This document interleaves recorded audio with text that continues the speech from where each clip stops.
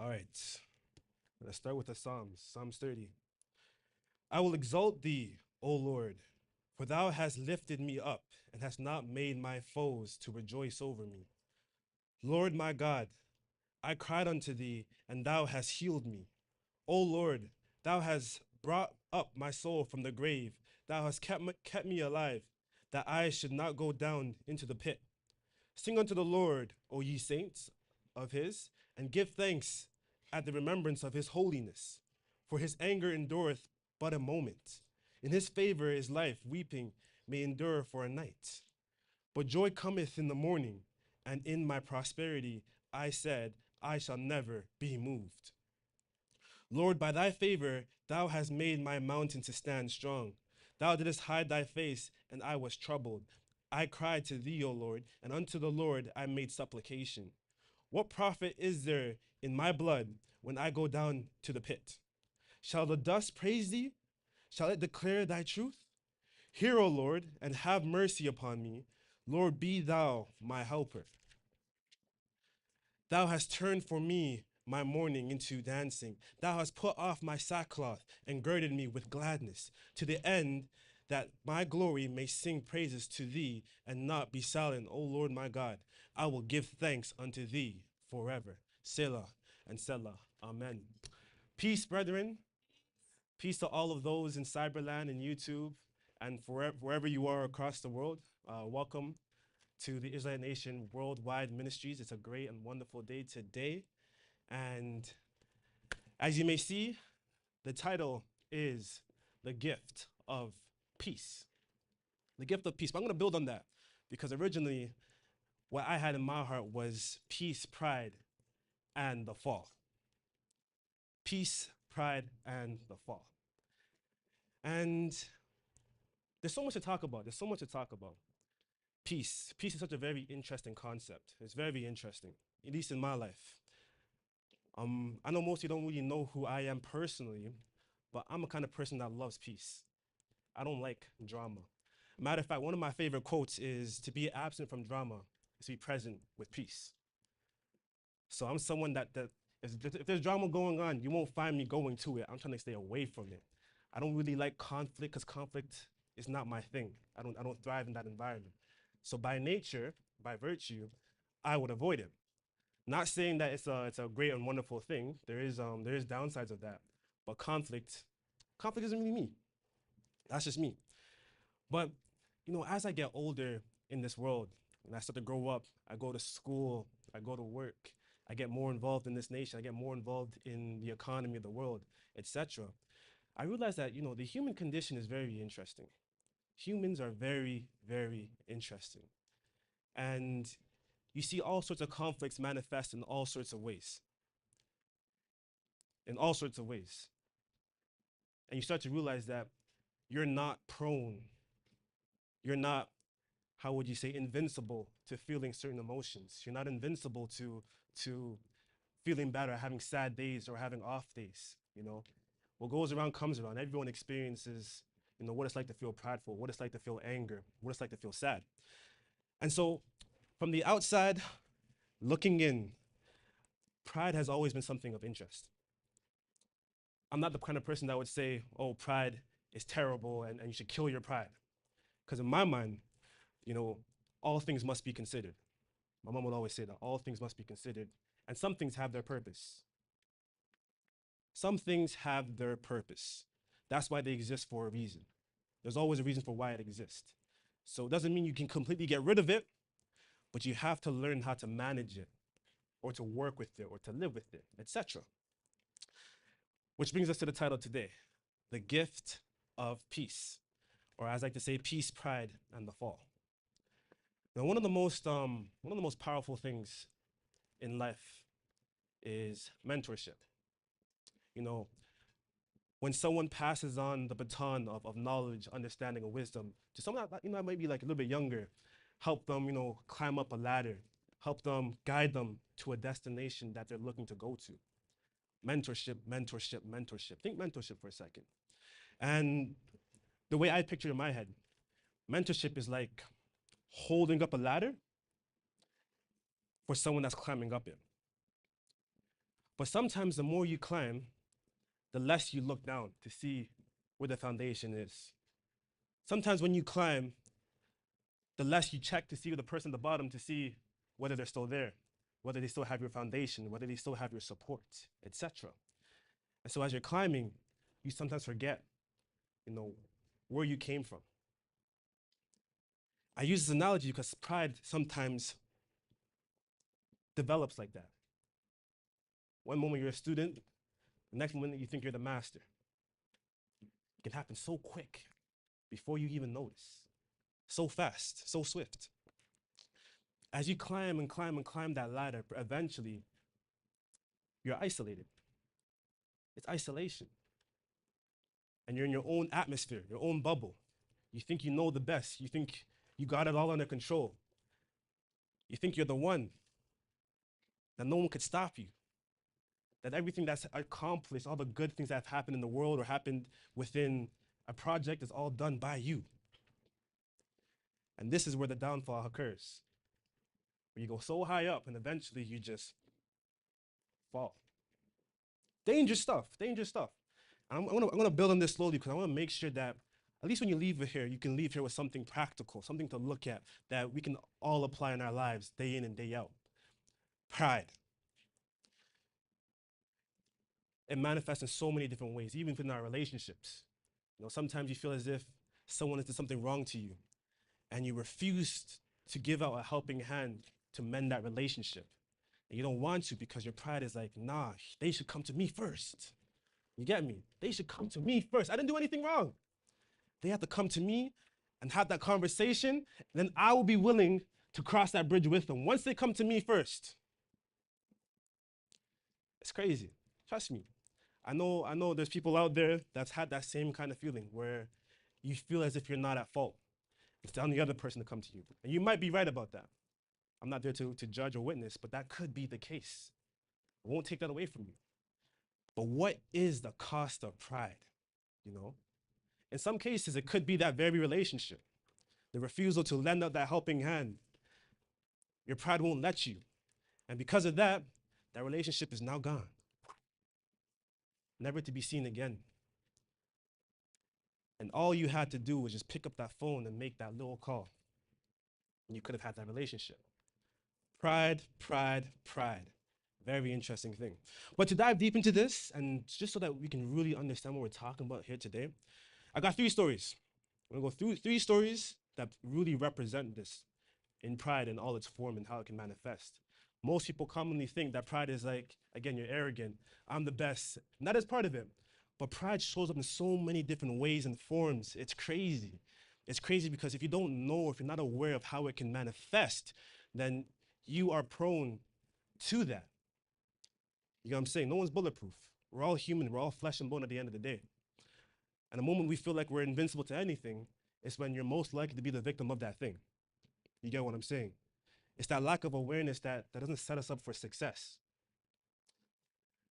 And so that's what we're going to be tackling here today, that lack of awareness. So we're going to go talk about a few types of pride. We're going to go to 2 Chronicles chapter 26. And I like this because, and just to give it away right now, pride can be subtle. Pride can come in the form of insecurities. And pride can come in the form of power. Subtle, insecure, and power. And so this story brings us to the story of Uzziah. Never read the story before, but it's finally that time. The story of Uzziah of Judah. So listen to this.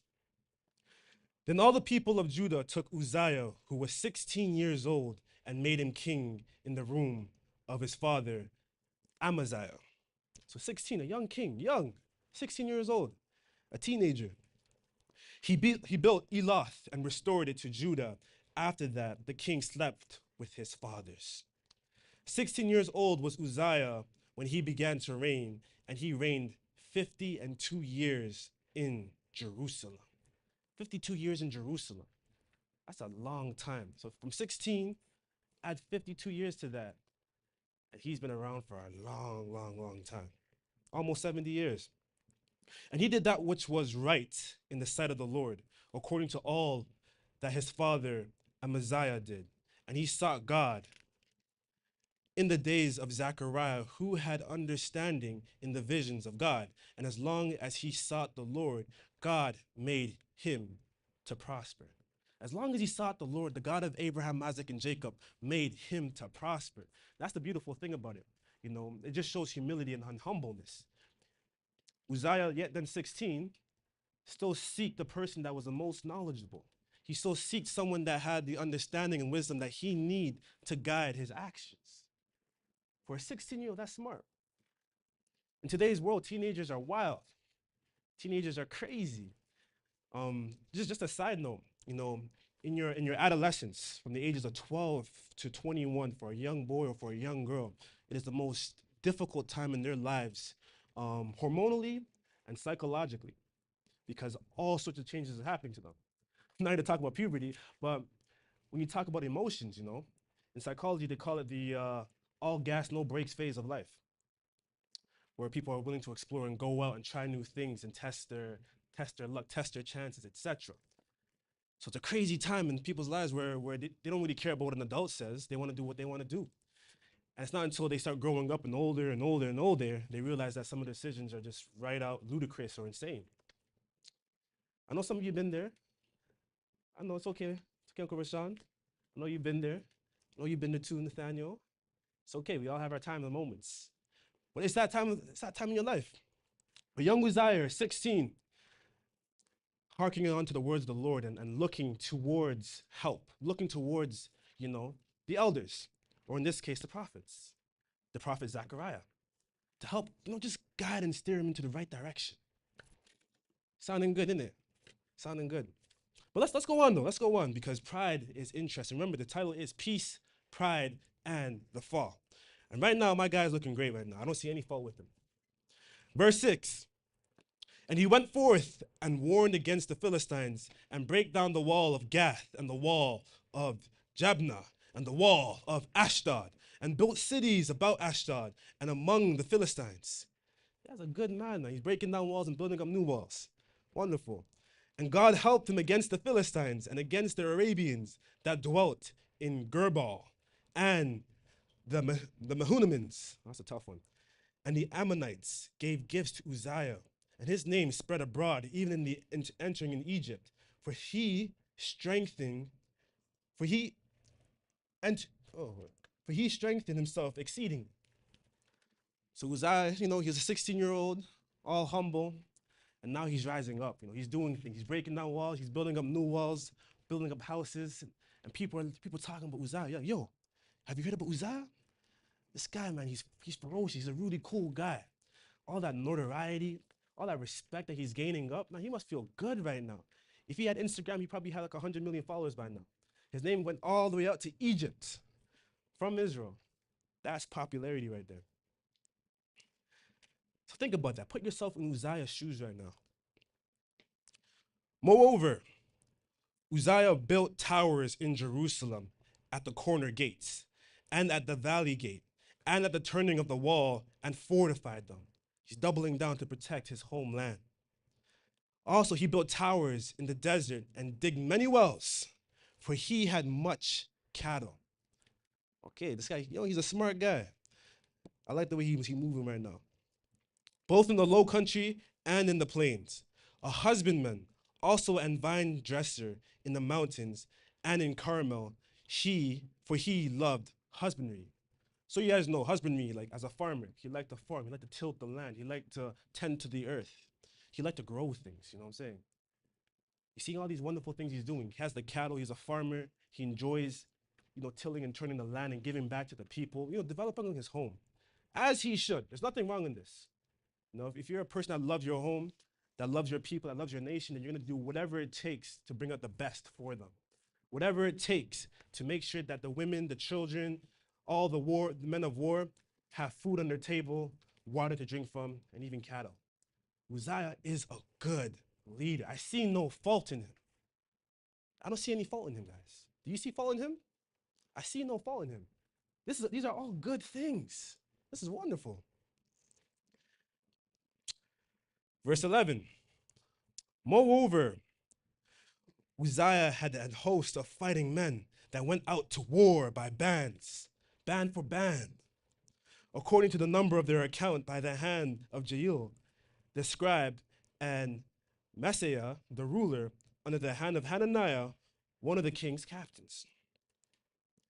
The whole number of the chief of the fathers of the mighty chief of the mighty men of valor, shout out to the men of valor, were 2,600, and under their hand was an army, 300,000 and 7,500 that made war with mighty power to help the king against the enemy.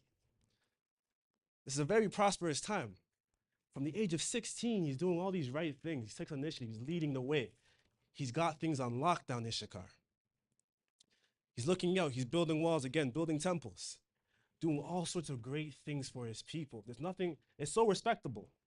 It's so respectable. In today's world, that's a really good leader, someone that looks out for all those that dwell in their proximity. That's a really good leader. But here's where things get interesting. This is like all the blessings he had just from hearkening on to the wise counsel of the elders. Where are we? Verse 14. And Uzziah prepared for them throughout all the hosts shields and spears and helmets and harbijons. So, a harbijon's like, chainmail, So chainmail, helmets, swords, all of it. So they can be protected. Bows, slingshots to cast stones, etc. And he made Jerusalem engines. Look at this, engines. They have engines in this time period. That's amazing. But just to give you some context, an engine, so something that turns any kind of form of energy into mechanical energy. So it's like a really, really strong bow that he created, or the people that created that. So he made Jerusalem engines invented by cunning men to be on the tower and upon the bulwarks, to shoot arrows and great stones withal, and his name spread from abroad, for he was marvelously helped till he was strong. You read a lot there just now. So he had big bows, Nathaniel. Strong with the big spear that can just cut down people, destroy armies, etc. Proper engineering. All these wonderful, great things, and he grew strong. The scripture says that he grew strong every single day, every single night. Whatever he's doing to help give back to his people, it's making him stronger and stronger and stronger. Powerful guy. But when, verse 16, this is the turning point over here. Verse 16. But when he was strong, his heart was lifted up to his destruction. For he transgressed against the Lord his God and went into the temple of the Lord to burn incense upon the altar of incense. Remember, he's a king. So what's a king doing in the temple burning incense? What's a king doing in the temple burning incense? For those of you that are new to this channel, we teach from the beginning of the book to the end of the book, because everything has to go in chronological order. Every scripture has a verse, every verse belongs to a chapter, every chapter belongs to a book, and it's all in chronological order. And so you read something like that, to some of you that are out there in cyberland, you're like, there's nothing wrong. My guy is just, he's just burning incense. He's just putting things on there and just swinging it around. It's perfectly fine. But when you go back to the beginning of the book and you learn about the structure and the infrastructure of Israel and how Isaac has blessed each one of his 12 children with a blessing, and he bestowed the office of the priesthood unto the Levites, that they would minister unto the God of Abraham, the God of Isaac, and the God of Jacob. You will learn the importance of that separation, that in order to do that job, you have to be consecrated. You have to be consecrated. Well, my guy, Uzziah, he's having a good time, He's doing all these wonderful things. I told you, put your mind in Uzziah's body right now. He has 1 million followers on Instagram. He's doing really good right now. He's achieving things. He probably had the Nobel Peace Prize if he was here today. He felt strong. He felt powerful. Like if I was Uzziah, I feel like I'd be able to do anything.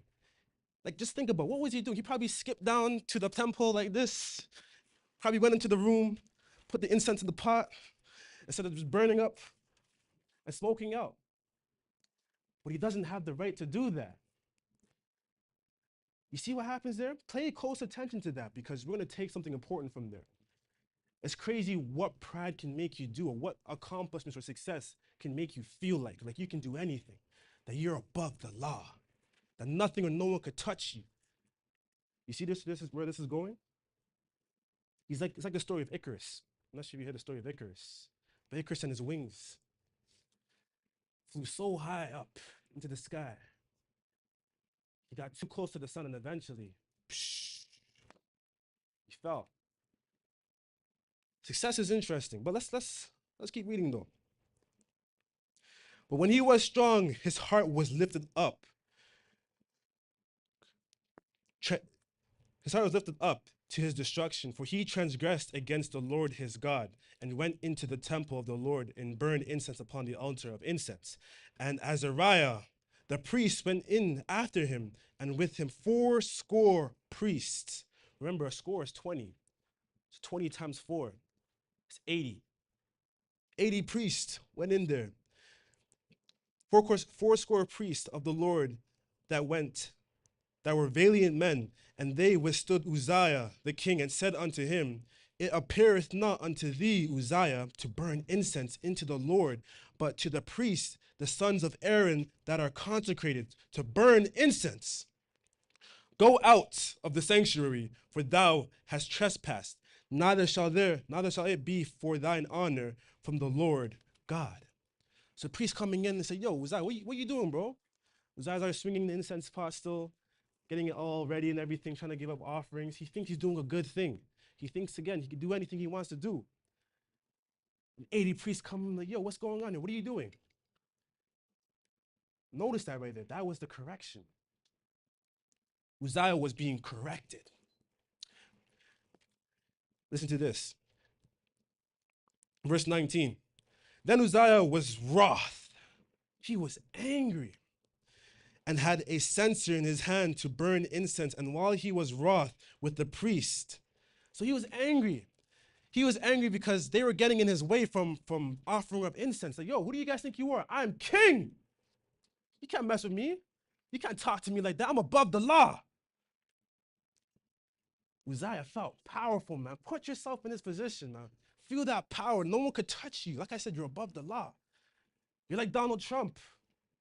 You know, you can go into Congress and say, I win. You can, no matter what happens, I'm still going to win at the end of the day, no matter what. How does that make you feel, man? There are people out there in this world right now that feel like that they can do whatever they want and get away with it. It's very interesting what things can do once you have that kind of notoriety, once you gain a couple of titles, once you have a couple of medals, once you have a couple of degrees. It's like, I'm no longer human, but I'm God now. I am God now. There are people in this world right here, right now, that feel that way.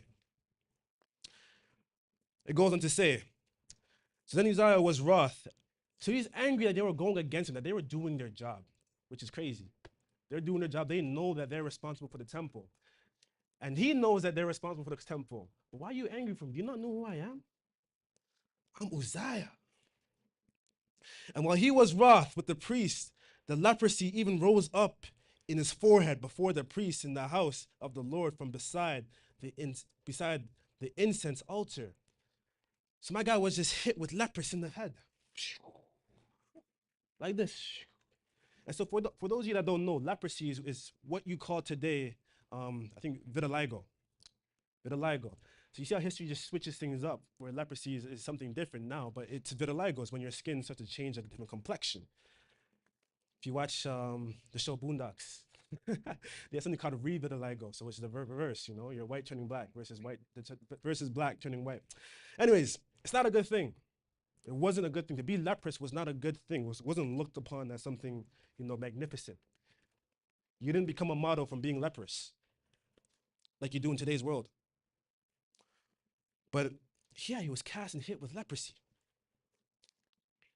And Uzziah, the chief priest, And all the priests looked upon him, and behold, he was leprous in his forehead, and they thrust him out from thence. Yea, himself has also to go out, because the Lord had smitten him.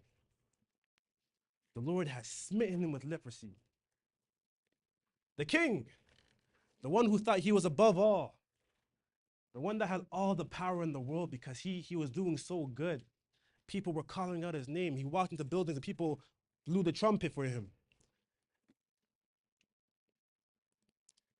It's like he feels as if his relationship with God superseded everyone else. I'm king.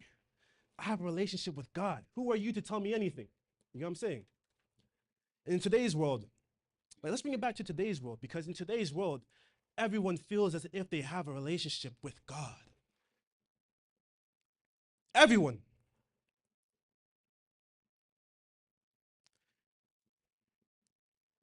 Everyone feels that they have a relationship with God.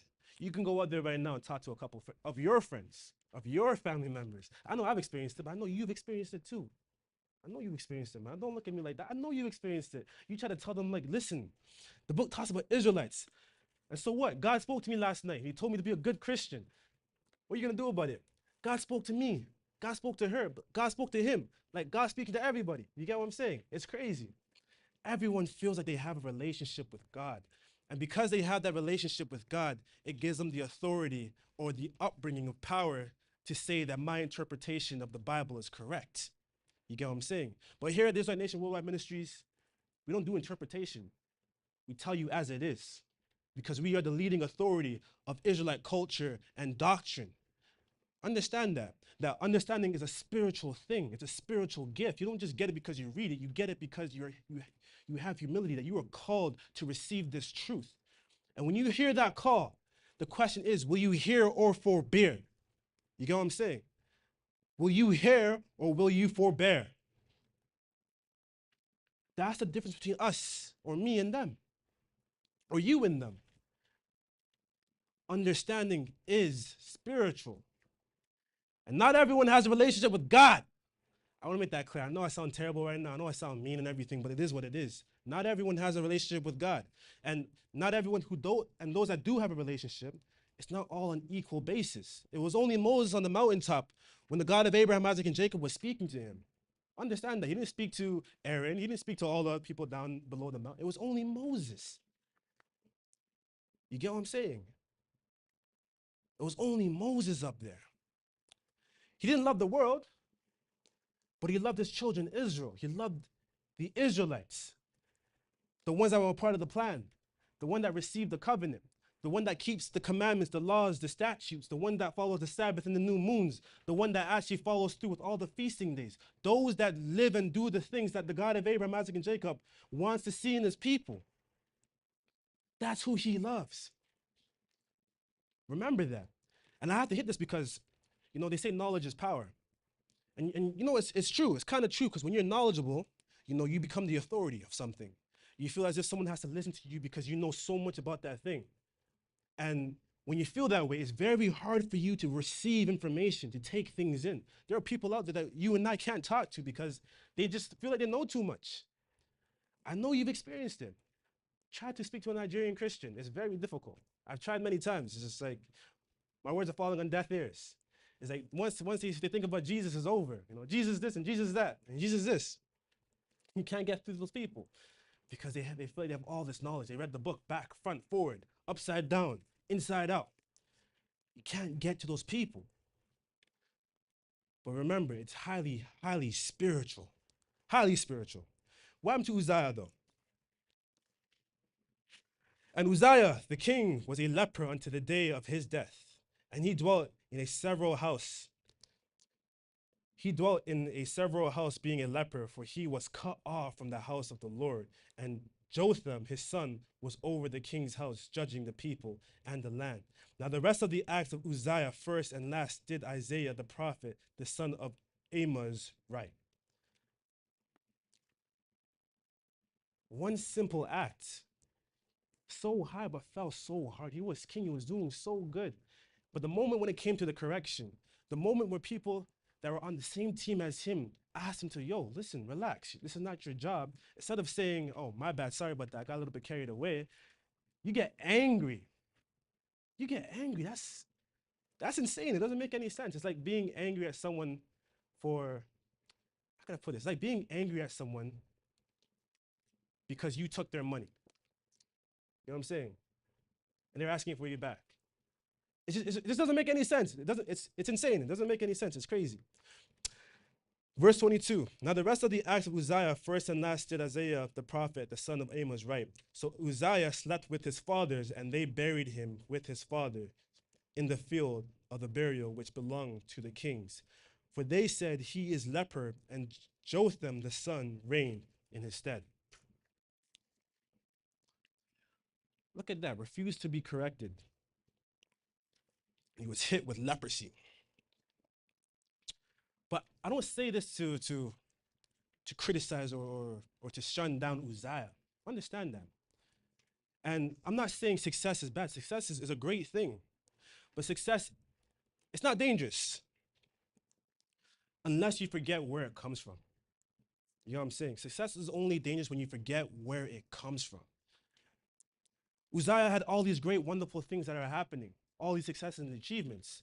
But it's not because of him, but it's because of the God that he served. It's because of the God of Abraham, the God of Isaac, and the God of Jacob. That's where it came from. When you think your gifts give you the ability to overreach or to go into any space that you want, that's when the downhill begins. You know, when you supersede what you have, when you forget your roots. It's like once you get the fruit, you cut off the root.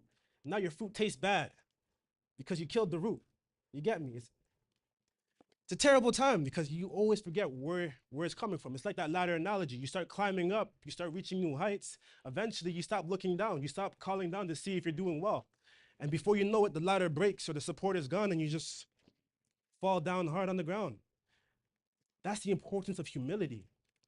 Humility teaches you to learn. Humility reminds you where you're coming from and where you need to go. Humility makes space for you to receive everlasting water. Humility, humility, humility. Oh, it's a critical component, which is why not everyone can understand this. You need humility.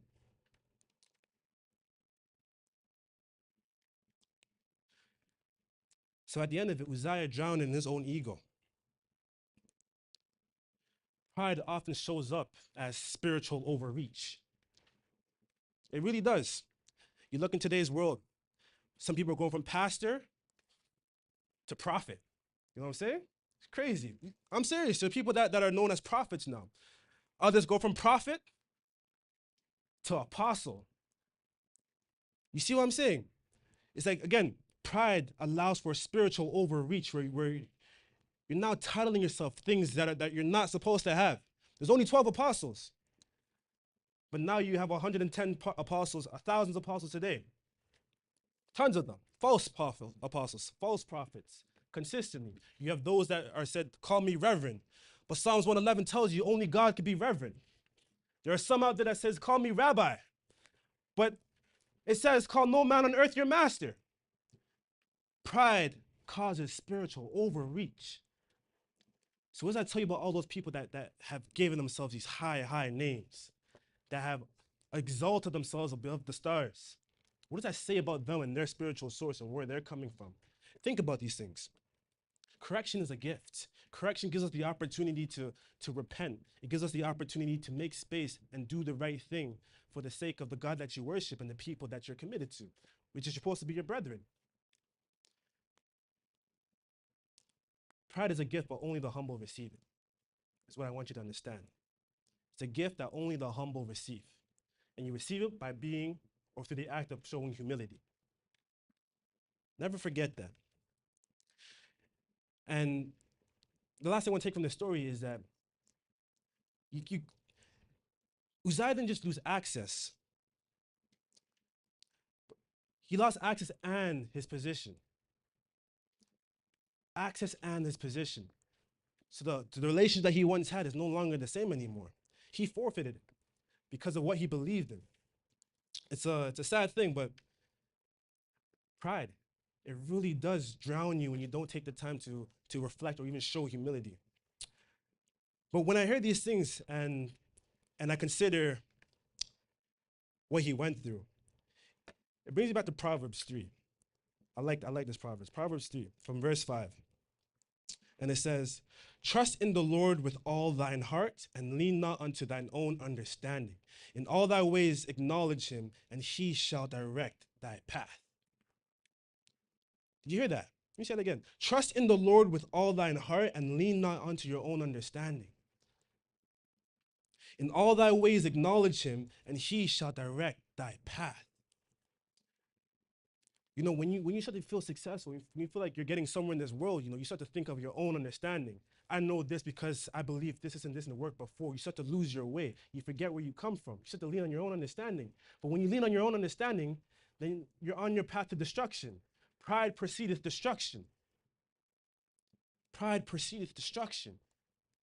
And that's something we have to be cautious about. It goes on to say, be not wise in thy own eyes. Fear the Lord and depart from evil. So the fear of the Lord is the beginning of wisdom. And when that fear is there, it cleanses you. It opens your eyes. I remember when I was younger, I had my friends telling me, yo, Zeke, we gotta go to Carabana, bro. We got to go to Carabana, man. It's gonna be nice, bro. It's gonna be really, really good. We gotta go to Carabana. I'm like, oh my gosh, bro, you're right. It looks really, really good. Like, you might be onto something. But then what I know and what they know is two different things. I know that Carabana is a holiday that commemorates the god Bacchus. I know that. So if I go and if they go, they may be sinning, whatever. But for me, it will be presumptuous sinning. So it's way worse for me because I know it. And the fear of the Lord is the beginning of wisdom. Some may say, Ezekiel, especially fine. Like, look, I know you're saying that it's the worship of another God, but it's okay. It's only a one-time thing. You might get like a little spank of the wrist. God will be okay with it. But then it's like, who are you to dictate the feelings of another person? You get what I'm saying? Who are you to say or to say that it's going to be a light reprimanding? You don't know that. And then the next day I might die, God forbid. And I'm screwed. I went to Carabana and now everything I did doesn't count. Like, the lepers would just hit me, you know what I'm saying? I can't be me. I don't want to be leprous. I like my skin complexion, man. But you get my drift. The fear of the Lord is the beginning of wisdom. Be not wise in thy own eyes. Fear the Lord and depart from evil. It shall be health to thy navel and marrow to thy bone. Honor the Lord with thy substance and with the first fruit of all thine increase. So shall thy barns be filled with plenty, and thy press shall burst out with new wine. With new wine, when you do the right and correct things, that's when all the good things happen afterwards. So there's a difference. If you take anything from that, there's a difference between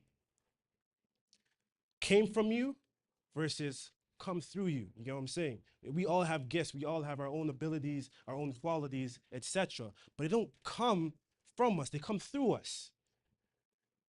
It's done as an act to worship the God of Abraham, Isaac, and Jacob. It's a gift. If you don't use it, you lose it. If you use it for the right thing, it increases abundantly. It's a gift. The pride of prosperity. And that's the fall of Uzziah. It's a scary thing, but it can happen to any one of us at any time. But there's one person that I think is worth taking a look at, and that's Saul. If you go to 1 Samuel chapter 9, it talks about the story of Saul. You have the pride of prosperity, which you go to Uzziah, but then you have the pride of insecurity. The pride of insecurity. Pride can come up again in all sorts of ways, in all sorts of forms. And we all have our challenges that we face day in and day out. Me, you, etc. No one is absolved from it.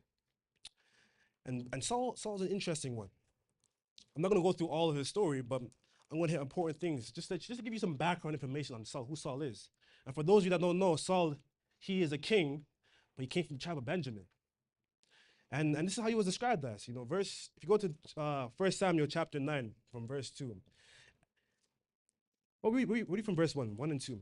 Now there was a man of Benjamin whose name was Kish, the son of Abiel, the son of Zeror, the son of Bechorath, the son of Ephiah, a Benjamite, a mighty man of power. And he had a son whose name was Saul, a choice young man, and a goodly, and there was not among the children of Israel a goodlier person than he. From his shoulder and upward, he was higher than any of the people. So Saul was good looking, good teeth, good skincare routine and everything. He was tall. He's probably 6'7", probably played basketball too, who knows? Everyone loved Saul, man. Saul was just too cool. Like, it's hard to hate Saul because of who Saul is. Saul was that guy. We're gonna skip a little bit. If you go to go all the way down to verse 21. And it says, and Saul answered and said, am I not a Benjamite? So when, just give some context real quick. When Samuel interacted with Saul, because Samuel knew that Saul was going to come and he was going to anoint Saul king. And the Lord told him the day before that Saul's going to come. He's looking for sheep. Tell him his sheep is fine. But also let him know what's about to come, which was he will be anointed and he will be charged with defeating the Philistine as king. And so Saul answered and said, am I not a Benjamite of the smallest of the tribes of Israel, and my family the least of all the families of the tribe of Benjamin? Wherefore then speakest thou so to me? Why do you speak to me for? Like, I'm not that great. I'm not that impressive. I may be tall and great looking, but I'm a Benjamite, man. And even in my tribe, I'm the least of all the families. Why me? It sounds humble, isn't it? Sounds good. It really does. And Samuel took Saul and his servant and brought them into the parlor and made them sit in the chiefest place among them that were biding, which were about 30 persons. So Samuel still did his job. He was told, he was given an instruction. Samuel went through with it. He got Saul. Saul was like, no, not me. Don't give it to me, man. I'm just a regular guy. Like, I'm not that special. We know that he was picked because of how his stature, he was tall, good looking, etc. And he's refusing it. And to most people's eyes, that looks humble, that looks meekful. He doesn't want to rush to power, but he just, he's stepping away from it. He's like, slow down, man. He's showing apparent humility. Just to give you some background about Saul. But when you go to chapter 10, this is where things get interesting. It's not by what you say that marks what you are, but it's by what you do. I always say this, where the heart is, the feet does not hesitate to go. If your heart is truly there, your feet, you would go to. Your actions will speak for you. You get what I'm saying? Your actions, your actions, your actions. So I'm going to read chapter 10 from chapter 10, verse 1, and then 17 to 24. Then Samuel took a vial of oil and poured it upon his head and kissed him and said, it is not because the Lord hath anointed thee to be captain over his inheritance. So Samuel anointed Saul. He got the special oil, which makes him king. It gives him the rightful passage towards kings. Verse 17. So he did this privately, but he has to do it publicly so everyone could see that this is the new king. And from this day forward, you have to pay respects to the king. The people wanted to be like all the other nations. The people wanted to be like all the other nations. So this is what happens. And Samuel called the people together unto the Lord to Memphis and said unto the children of Israel, thus saith the Lord God of Israel, I brought up Israel out of Egypt and delivered you out of the hand of the Egyptians and out of the hand of all kingdoms and of them that oppressed you. And ye have this day rejected your God, who himself saved you out of all your adversities and your tribulations. And ye have said unto him, nay, but set a king over us. So the God of Israel is telling you, I've done this. I took you out of Egypt, brought you to the wilderness, but you still want a king over him. You reject the God of Israel, and you want an earthly king because you want to be like every other nation. You want to follow the world, and that's not your path to follow. Now, therefore, present yourself before the Lord by your tribes, and be you your thousands. And when Samuel had caused all the tribes of Israel to come near, the tribe of Benjamin was taken. So Samuel already knows he's going to choose Saul. When he had caused the tribe to Benjamin to come near by their families, the family of Mardi was taken, and Saul, the son of Kish, was taken. And then they sought him, he could not be found. Yo, where's Saul at? Everyone was looking for Saul, but Saul was hiding. No one could find Saul. No one could find Saul. Where'd he go? When he had caused, verse 22, therefore they inquired of the Lord further if the man should yet come thither. And the Lord answered, behold, he hath himself among the stuff. So he hid himself. He knew he was supposed to be called, but Saul was hiding. To some, you may think, oh, that's magnanimous. He doesn't want to be seen. He doesn't want to be come out there, etc. And they ran and fetched him thence. And when he stood among the people, he was higher than any of the people from his shoulders and upward. And Samuel said to all the people, see ye him who the Lord hath chosen, that there is none like him among all the people. And all the people shouted and said, God save the king. So Samuel was chosen. Watch the progression of this person. Remember, originally, why me? I'm the youngest, etc. Least of all the tribes. I'm not worthy of this. Comes time for the day to be picked. He hides. No, don't pick me. Cool. We picked him. He was shown amongst all the people. He was given his notoriety. Everyone knows who this man is now. But watch what happens after. And this is the key part because we're talking about pride. Pride, peace, and the fall. And this is an interesting thing about democracy because the people chose Saul. And as a result of choosing Saul, they disrespected the God of Abraham, Isaac, and Jacob. They disrespected him. They said, we'd rather have man rule over us than a God. That's hurtful, man. That's really hurtful. But I digress. They chose Saul.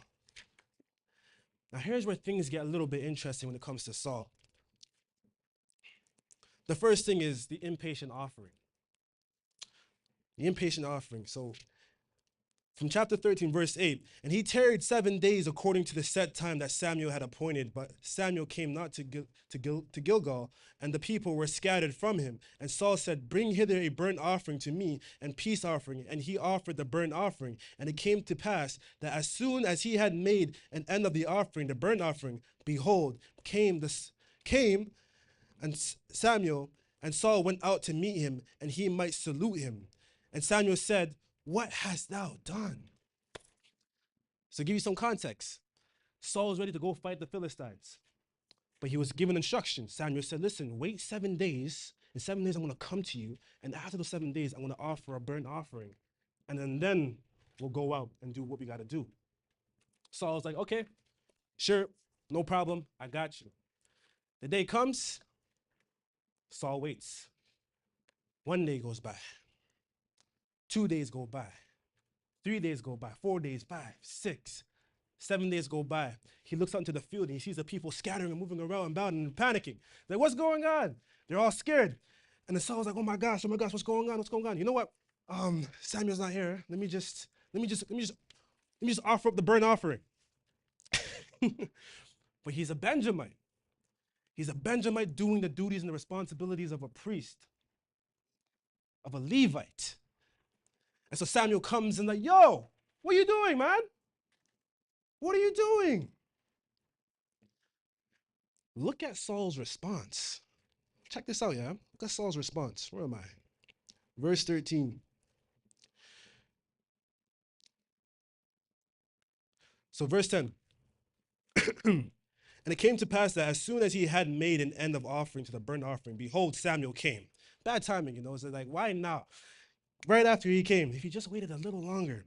And Saul went out to meet him, and he went and he might salute him. And Samuel said, what hast thou done?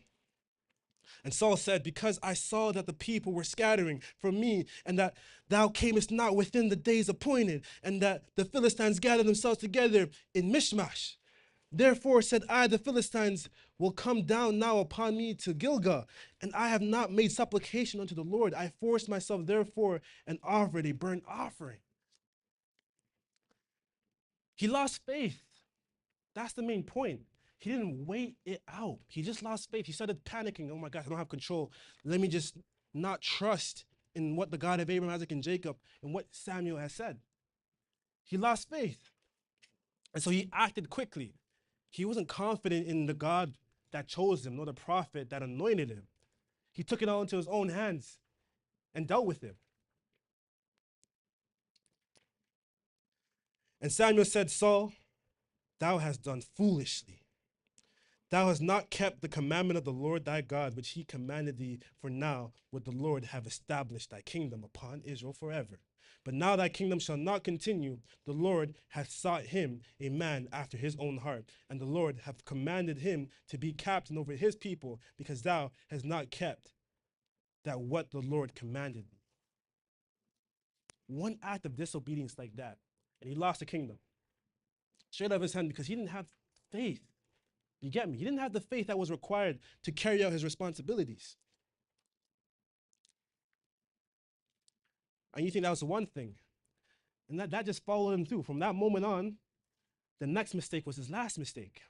I know time is moving fast, so I'm just gonna speed run through it.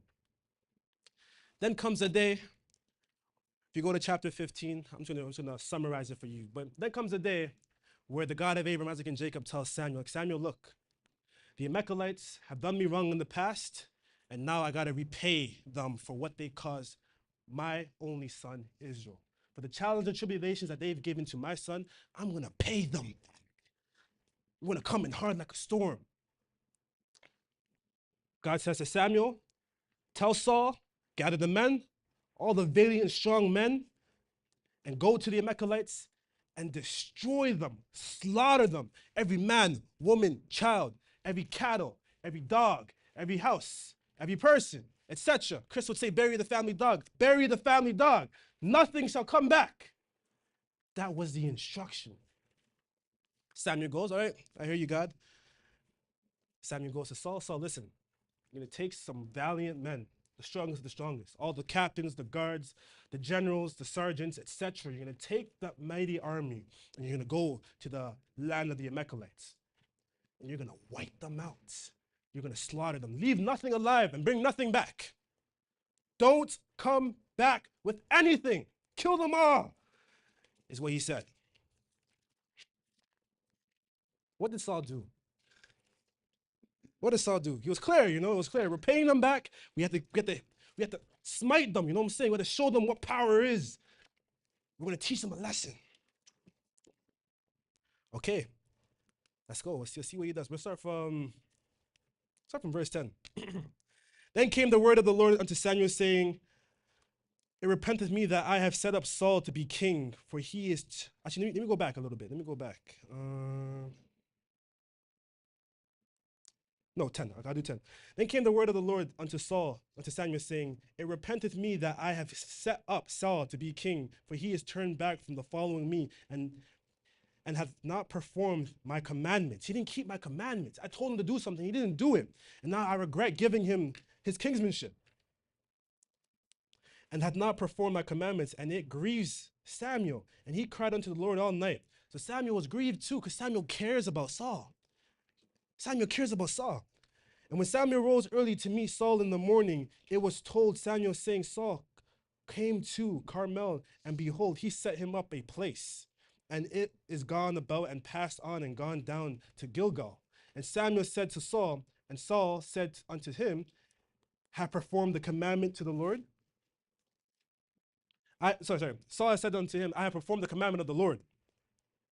And Samuel said, what meaneth then this? Bleating of the sheep in mine ears, and the lowing of the oxen which I hear. What is this? Why am I hearing sheep in the background for? What's going on here, Saul? And Saul said, they have brought them from the Amalekites. They did it. For the people spared the best of the sheep and of the oxen to sacrifice unto the Lord thy God, and the rest we have utterly destroyed. You see what he did there? They brought them, but we utterly destroyed them as requested. I think he's slick, isn't it? They brought them. I know it's my responsibility, but they brought it. It wasn't me, it was them. Look how he responds to that. Then Samuel said unto Saul, stay, and I will tell thee what the Lord has said to me this night. And he said unto him, say on. And Samuel said, when thou wast little in thine own sight, Was thou not made the head of the tribe of Israel? And the Lord anointed thee king over Israel? And the Lord sent thee on the journey and said, Go and utterly destroy the sinners of the Amalekites and fight against them utterly, that they may be consumed. Wherefore then didst thou not obey the voice of the Lord, but didst fly upon the spoil and did evil in the sight of the Lord? So now you didn't just follow instruction, but you disobeyed. Disobedience is like unto witchcraft. You get what I'm saying? He didn't follow instruction. He thought he was doing well. He was doing good. He justified why he did what he did because he wanted to give back. And when it came to him, he pointed it to the people. He deflects. Pride is defensive.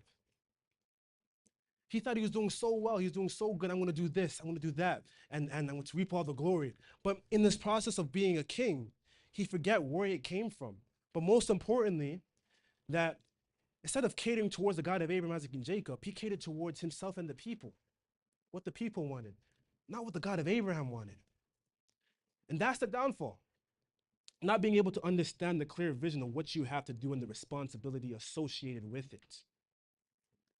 You go all the way to verse 30. I think this is the cherry on top of everything.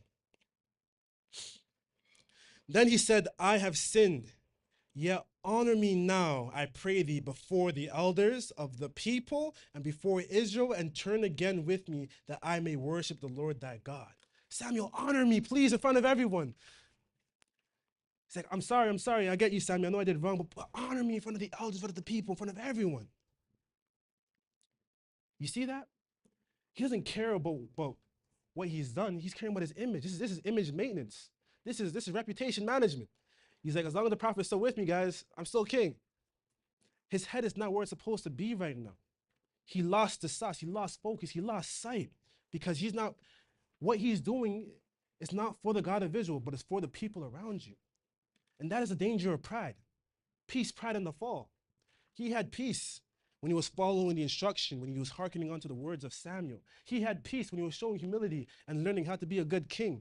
He had peace when his actions were genuine towards the development of his home and for his people, etc.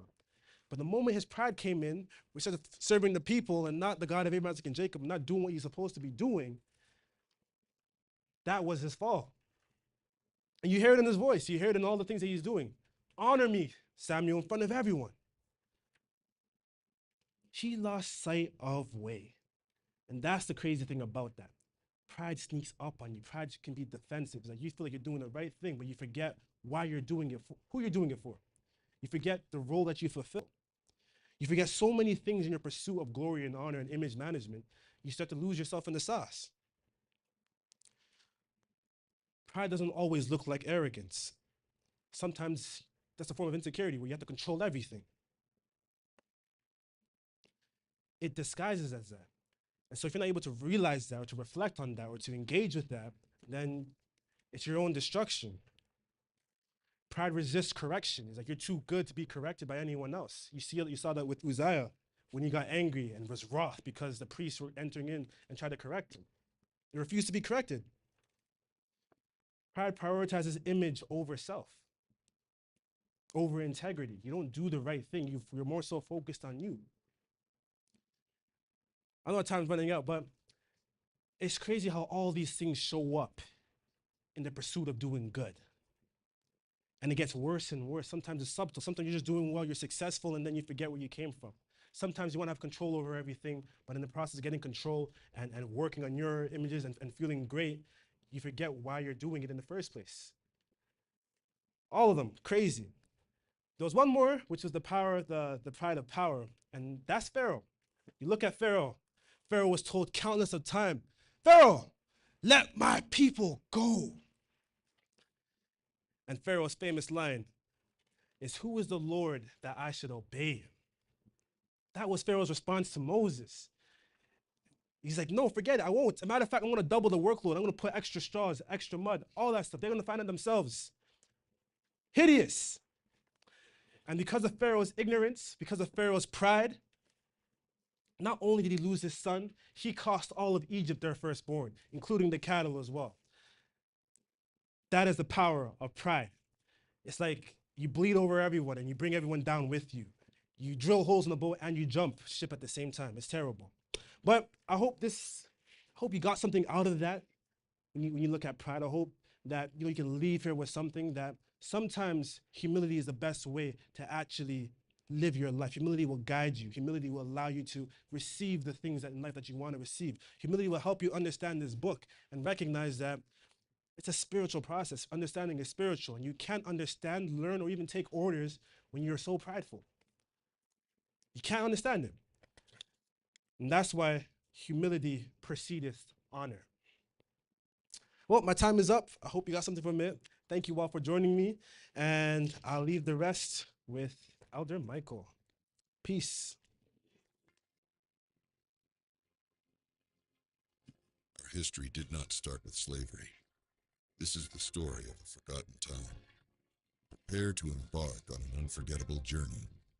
A journey through history, culture, and identity. Discover the rich, untold stories of our past. Join us at the Meridian Arts Center on July 19th, 2025 at 7 p.m. Presented by Gabba Studio. This powerful production will challenge what you think you know. Written and directed by Shadrach Porter. The journey dares to tell the truth, that our roots are deeper, our heritage richer, and our story far greater than what history has recorded. Sold out in London, St. Louis, New York, Virginia. Now, showing in Toronto. Don't miss this epic presentation. Get your ticket at Ticketmaster. Visit thegappas.com for more information. Thank you, ladies and gentlemen, for visiting us again, the Israelite Nation Worldwide Ministries. I know that teacher Ezekiel, has done a great job. He has addressed the issue of pride and vanity. So, since he's done that, I'm going to move to the next stage, which is going to be the gift of peace.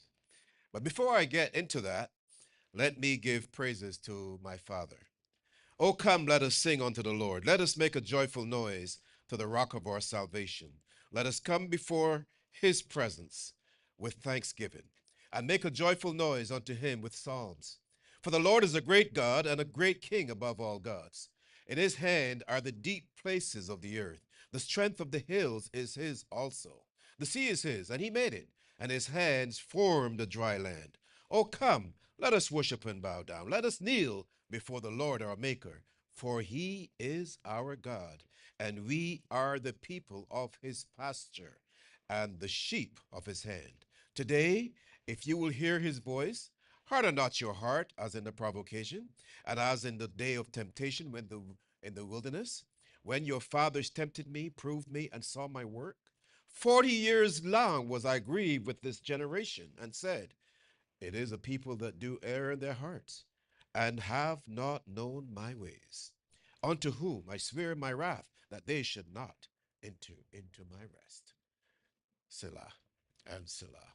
Amen. So, as you can tell from the tone of that psalm, that this is the Father of Israel, the God of Abraham, the God of Isaac, and the God of Jacob, addressing the behavior of his royal family, our Israelite nation. And this is why it is important that we understand that this book, the Holy Bible, was written by Israelites, about Israelites, for Israelites. From that perspective, we can get into today's presentation. Now, if you take a quick glance at the world today, you will see enough evidence to describe a world that is ruled by demons, one void of truth, freedom, and peace. There is no peace. My question then is, why is vanity, as teacher Ezekiel talked about, ignorance, violence, and lies so powerful and so popular, but peace is not known? Why? The other point that if you look carefully at the prevailing conditions in this world, you would see that wealth is generated by lies, war, hatred, deception. Again, like I like to tell you, please don't take me at my word. Investigate this for yourself. Turn on one of the alphabet places, CNN, ABC, NBC, BBC, and you will see for yourself what's going on. You don't have to spend a lot of time, but I want you to get the evidence to what I'm telling you for yourself. These are major components that we're talking about of economic wealth today. If you're going to be a billionaire or you want to be a millionaire, you have to learn how to scam and deceive. Let's call it what it is, right? The last 400 years, for example, of our enslavement has generated tremendous wealth and power in the United States, the New Egypt, and in Europe. Again, check the history books. I know now they're changing the documentation, but look at the record of history and you will see for yourself. 400 years of slavery. They did not have to pay one dime in salary. And salary is one of the most or one of the highest expenses of business. You do the math for yourself. Now, I do have a question to them though. Why are they crying out today about lack of finance? Why is it that they're worried about how much money they have when for 400 years, just think about it, 400 years they did not have to pay one dime, one penny in the salary to anybody that was doing the work for them. So why is it they should have so much money in the bank they would, don't know what to do with it? But anyway, that's a rhetorical question. You can address it at your own time. Let me tell you this, though. Our history and culture did not begin with slavery. Our contribution to humanity reaches as far back as about 4,000 years. Check the record for yourself. We have contributed, and this is something that I'm very proud of. We in this Israelite nation have contributed more to humanity, to the well being of humanity, than all the other nations combined. I know some people are going to say, what is that? What's he talking about? Well, how the heck did they know about the God of Abraham, the God of Isaac, and the God of Jacob who created the heavens and earth unless we told them? They had no idea. We had to document all of our experiences. It's called the Holy Bible. And we taught this all the way through from Genesis to Revelation. So that alone in itself, if look, if you want to be, again, successful, you have to know the environment in which you're going to be dealing. You're going to be, doing your business or whatever. Well, this is the earth. We know who created the earth. As a matter of fact, we have a direct relationship with him. I'm going to prove that to you. So again, had it not been for the Israelite nation, our Israelite nation, the world would not have known about the God of Abraham, the God of Isaac, and the God of Jacob. Why? Because they have other gods that they worship. They have a process called what I like to call idolatry and divination. But the point that I'm making here today is none of what they're doing on their own contributes towards peace. Because it doesn't matter how much money you have, how much power you have, if you cannot enjoy it in some environment of peace and comfort, then what's the point? If your children can't go on vacation and enjoy themselves without having to keep looking over to know whether the food that they're eating has some substance in it that's going to make them sick, or someone has planted a bomb underneath your bed, that doesn't work. Everyone has to take a shot of brandy every now and then, right? How do you know that? I remembered there was a time when there was a guy, I don't want to call any names, who was at a bar in the UK and he got killed. There was another guy that was at a bar in Paris and he got killed. I'm not getting into all this, but someone from another country did it because they had to kill him. And that's the way it is. I mean, check these things out for yourself and you will see what happened. One such contribution that we have made to humanity is the spirit of peace. Because Let me tell it to you right now and make it plain and simple. We are the sanctified peacemakers. We are the peacemakers on earth. I'm going to prove that too. So then, your question is, or should be, why is peace so important? Like I gave a few examples before. You go on vacation, you want to make sure the food you're eating.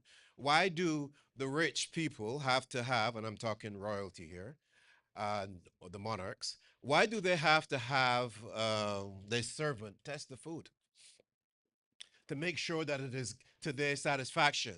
If the servant survives the burger, then you can have one. You know what I'm saying? But you eat it, and if you give him 15 or 20 minutes, but of course, that whatever it is they put in your food doesn't kick in for another hour or day. So your servant is going to survive. But when you eat it and you go to bed, you never wake up. They got you. You see? But that's how it used to be. I don't know if they still do that, where you have a tester. There are many times when I've gone into the kitchen here at Feast and I'm said, I am the grand testator.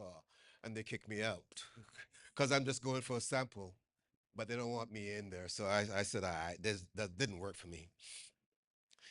Anyway, especially Danielle, she doesn't like me, so it's okay. But I tell you why this is all so important. Why is peace so important? Because we live in a system, as I said, it is demonic, and there is violence is the foundation. How did that get started? Lucifer, and again, we'll read the scripture to show Lucifer, he is the one that started the rebellion against the God of Abraham, Isaac, and Jacob.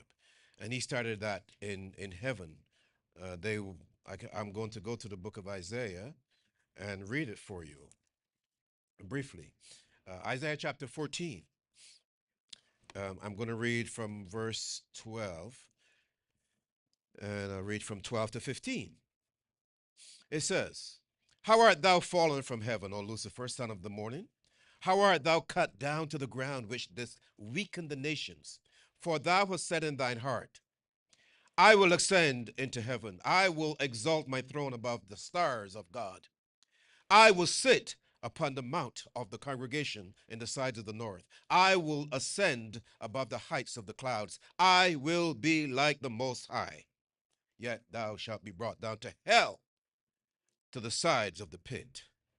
They that see thee shall narrowly look upon thee and consider thee, saying, is this the man that made the earth to tremble, and did shake the kingdoms, that made the world as a wilderness, and destroyed the cities thereof, that opened not the house of the... And it goes on. You can read the rest at your convenience. That's how it got started. He started a rebellion.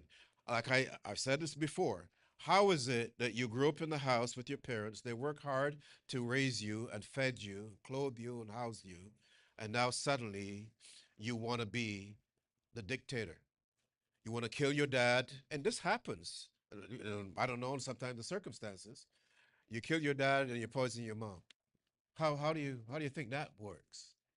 You see, that's disgusting. Regardless of how bad they may be, if you have to call the cops, call the cops. But you should not go there. Respect is important, but that's a different matter. So he was kicked out, and he came down to earth, and he continued the process of warfare. But he's doing it now for material gain. That's where the wealth and the power of the nations came from. That's the point I'm trying to make here. Right? You can read in the book of Ephesians chapter 6. I have it noted here. I'll read it. For we wrestle not against flesh and blood, but against principalities, against powers, against the rulers of darkness of this world, against spiritual wickedness in high places. This is not a little bit of those voodoo guys and there's Obeah people that you're talking about from Haiti or Louisiana or wherever they come from. This is high level wickedness. This guy used to sit on the right hand of the God of Abraham, Isaac, and Jacob. So that's the challenge that we face. That's the nature of the world in which we live. That is important for you to understand so that you can see why the spirit of peace is so essential, is so necessary, right? Presently, here's another situation, which I'm sure all of you know something about. We have the third Masonic Christian war that has been activated.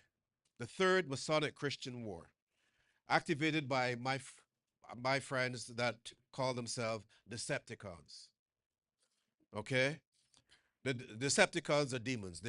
I know. I had to put my friends in there so it doesn't sound too bad, but they're not my friends. I don't know who they are. They're Decepticons. They're demons. But the issue there is they're deceiving you, but people don't know because they're pawns in the game. You have a system whereby, and this is something they've done before, they're doing it again right now. You have communism against capitalism. So they put Russia and China against the United States and the EU nations. And then what they do is they take Islam and Judaism and they sprinkle it over it to cause or to allow for distraction. So now you're thinking that this is a religious thing, right? Russia and the Ukraine, Israelis against Palestinians. Listen, all of this was documented back in the 1800s, if not earlier, by the Masons, the Masonic Christians. But I'm not into that. So, but you know what? I'm going to read the scripture in Second Corinthians, Second Thessalonians, Second Thessalonians, to give you a little bit of perspective that we already knew what was coming. And we have to be prepared for this. This is why we are the peacemakers. We have to be familiar with the circumstances. So if you go to Second Thessalonians and go to chapter 2, and we would like to read the whole thing, but I don't know if I'll have time. It says, "Now we beseech you, brethren, by the coming of our Lord Jesus Christ, and by our gathering together unto him, that ye be not soon shaken in mind, or be troubled, neither by spirit, nor by word, nor by letter, as from us, as that the day of Christ is at hand." This is our brother, Minister Paul. He's writing to the Thessalonians. He's advising them that there are going to be changes in circumstances. You know, this could be applied today. I don't know when the Christ is going to return, but I know he's going to return. And things are going to change drastically when that happens. Anyway, verse 3. "Let no man deceive you by any means, for that day shall not come except they come of fallen away first, and the man of sin be revealed, and the son of perdition." So we have to see who is behind this. We have to know. And the only ones that will know is the Israelite nation, because we've been given that privilege, that honor, that distinction to share the truth with the world. This is why I talked to you about Lucy. Verse 4, "Who openeth and exalteth himself?" This is what we just read in Isaiah. "Who opposeth and exalteth himself above all that is called God, or that is worship, so that he as God sitteth in the temple of God, showing himself that he is God." That's vanity. This is what Ezekiel was addressing earlier, right? Verse 5, "Remember ye not that when I was yet with you, I told you these things? And now you know what withholdeth, that he might be revealed in his time. For the mystery," here's the key, "the mystery of iniquity doth already work. Only he who now letteth will let until he be taken out of the way." So the mystery of iniquity is a secret process. He is behind the scenes. You might see someone standing at a podium and they might speak as the president or the prime minister, but looks like a man, doesn't it? But that's a demon. How do I know? Based on the behavior of that individual. Continue to read the rest of this, and then you will see, the few other verses and see what he's saying. But Minister Paul is giving them a warning to not to be deceived by what you see. A good example, I would have to say this because we're addressing the third Masonic Christian War. Look at what's happening now with my buddy Donald and his buddy Elon. You see what's going on? Those two were like married, right? You couldn't separate them. How come now they're just, huh? You see, it's not physical. And I knew something was going to happen. I don't know that is what would happen, but I was wondering how long can they continue to be like this? Because look, if you look at the whole structure, you will see that there are cracks in the foundation. So it's just a matter of time before it falls apart. But we're looking at billionaires, so who am I? I don't even have 50 cents. So it is what it is. But that's an example that if you want to follow that, that's up to you. But it's part and parcel of that third Masonic Christian war that was already planned in the 1800s by Albert Pike, by the way, a Christian Mason. Anyway, so how then do we obtain peace? That's the issue that I have to focus on. So we have been chosen as Israelites, we have been chosen to lead and not to follow. That is why we were called out of the world and sanctified by the God of Abraham, Isaac, and Jacob. Therefore, our Israelite royal family is uniquely qualified to share the spirit of peace. And we are willing to share the spirit of peace with anyone who seeks the truth. Anyone. I don't care what you were before, whether you practice Christianity, Judaism, Islam, Freemasonry, you come and we will teach you about the God of Abraham, the God of Isaac, and the God of Jacob. We're not prejudiced. I don't care if you're rich, if you're white, if you're blue, if you're tall, if you're short, if you're stupid, because I was stupid once, if you're smart, it doesn't matter. Come and listen to what we teach and learn and make a difference in your life. It's as simple as that. We alone share the covenant of peace with the God of Abraham, Isaac, and Jacob. And we would be happy to teach those who seek the straight and narrow path that leads to peace. Straight and narrow. So we know it's not going to be a big multitude, right? But that's not the issue. We don't look at numbers. We look at the heart of the individual based on their behavior. Another rationale or piece of evidence that I can put forward for us being the peacemakers is that the Spirit of truth, who is the comforter, was only given to our Israelite royal family. Remember that. You can read that. I'm not going to read it today, but you can read it in John 14, 15 to 17. The Spirit of truth was only given to us. It means that everyone outside of this Israelite nation, if they pretend to read from our book, the Holy Bible, they would be a liar. Anyone, doesn't matter where they went to school, doesn't matter, or what their office is. Hence, where there is no truth, and remember, the truth is only here. There's no truth outside our doors. Where there is no truth, there will be no freedom. Because the truth will hurt, but it will set you free. And where freedom is absent, there can be no peace. You see, this is what I love about the God of Abraham, Isaac, and Jacob. You get the wisdom, but the beauty of it is that everything is so comprehensive. It works together in perfect harmony. I like that. He doesn't just want to give you that because you're nice. That is going to help you rise to this level. And then you're going to give back even more than you were given before. Because I like to think that we offer our shoulders for all to come and stand on. Because when one of our brethren, one of our family members are successful, then we all benefit. So I'm standing on Ella Shadrach's shoulders right now. So you can stand on mine too. Okay?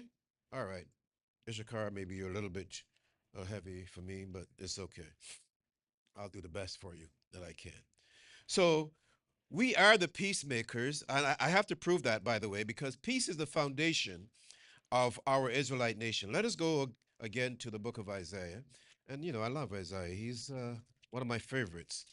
But if you go to chapter 9, we will read verse 6 to 8 and show you something here. It says in verse 6, Isaiah 9, for unto us again as Israelites, a child is born, unto us a son is given, and the government shall be upon his shoulder, and his name shall be called Wonderful, Counselor, the Mighty God, the Everlasting Father, the Prince of Peace. Notice that. They say that he is the mighty God. He's not. It says his name shall be called. You understand that? That's what his name is. So then you can see that there's going to be a rationale for that. There has to be a special spirit placed on him for this to happen. But we'll get to that later. Verse 7. Notice it says the last, let me read it again. His name shall be called Wonderful Counselor, the Mighty God, the Everlasting Father, the Prince of Peace. That's an Israelite. He is the head of us as peacemakers. Verse 7, of the increase of his government and peace, see the two go together, they shall be no end, right? Upon the throne of David and upon his kingdom, to order it and to establish it with judgment and with justice from henceforth, even forever. The zeal of the Lord of hosts will perform this. The Lord sent a word unto Jacob, Israelites, and it hath it hath lighted, upon Israel. So this again is all of our family. The Prince of Peace will come out of Israel, and he will provide the vessel for the Christ. That's what Isaiah is talking about right here. And that is phenomenal. That's why I could say confidently that we are the peacemakers. We are the only ones that receive the peace, the spirit of peace. So, how then did that happen? Let us go to another scripture because this is so incredibly amazing. I would love to spend 2 hours on all of this because I don't like to rush through things or scriptures that are so vital to our well-being and so forth. Let's go to Exodus 25. I'll show you what and how this came together.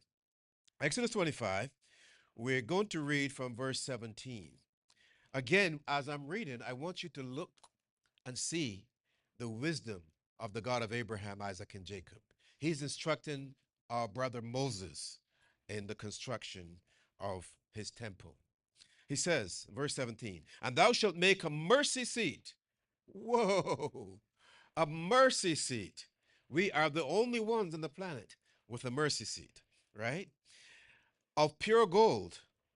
2 cubits and a half shall the length thereof, and a cubit and a half the breadth thereof. And thou shalt make 2 cherubims of gold, of beaten work shalt thou make them, in the 2 ends of the mercy seat.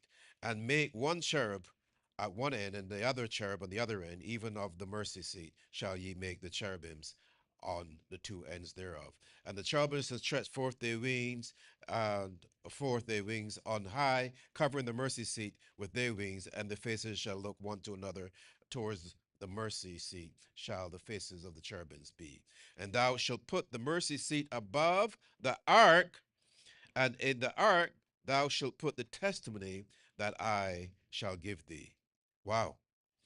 And the final verse, which I can't read more, but I love to read some more. And they I will meet with thee, and I will commune with thee from above the mercy seat, from between the 2 cherubims, which are upon the ark of the testimony of all things, which I will give thee in commandment unto the children of Israel. That is phenomenal. That is absolutely phenomenal because with the mercy seat, the God of Israel is saying, that's where I'm going to come down and talk to you, right?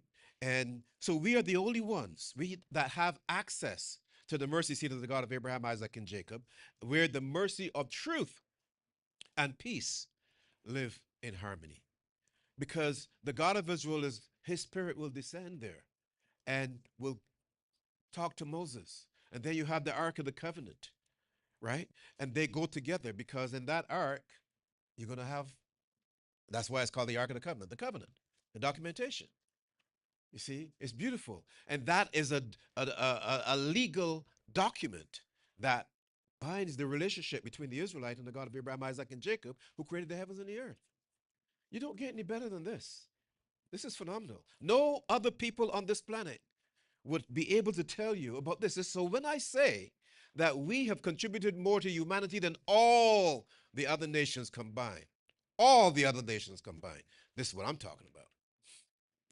And this is just one item. You see what I'm saying?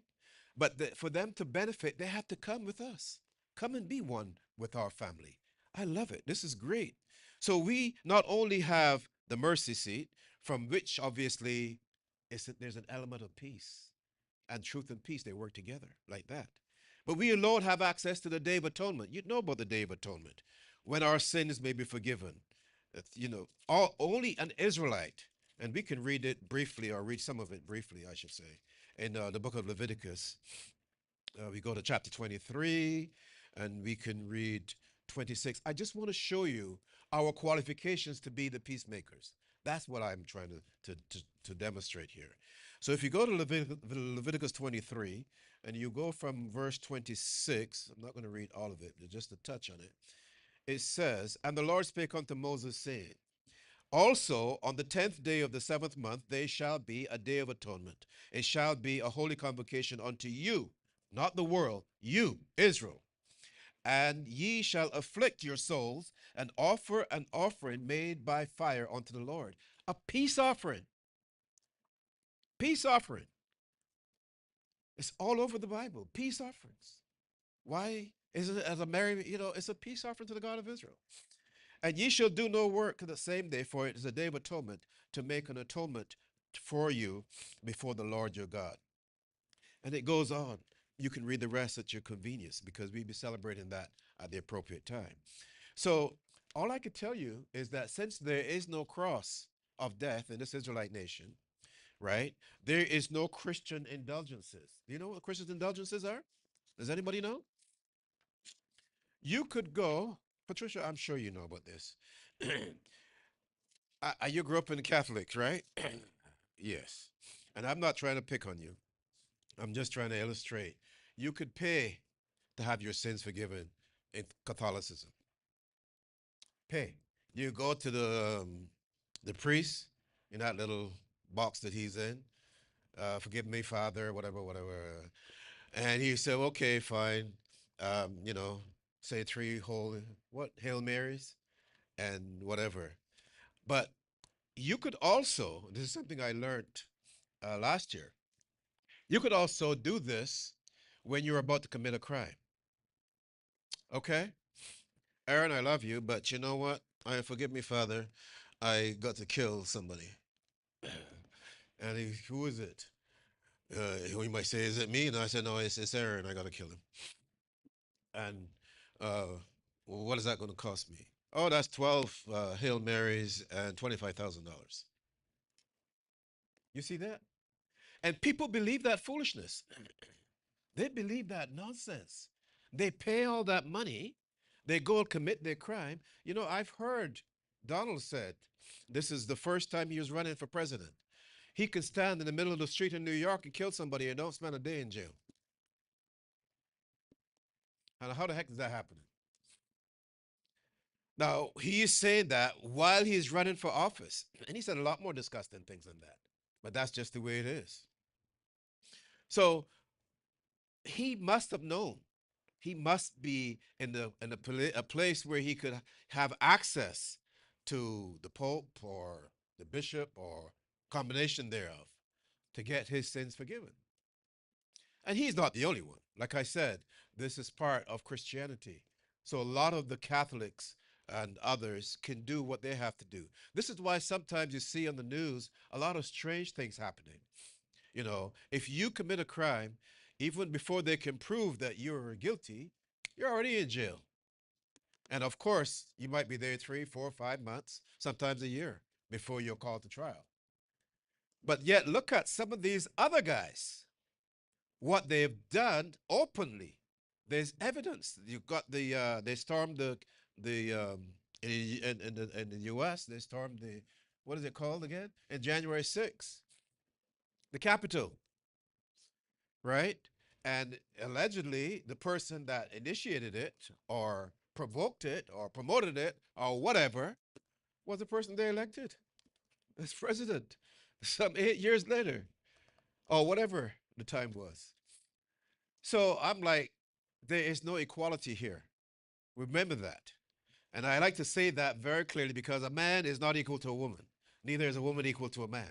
If you're a man, be yourself. If you're a woman, be yourself. You cannot there's no such thing as transgender. That's a lie.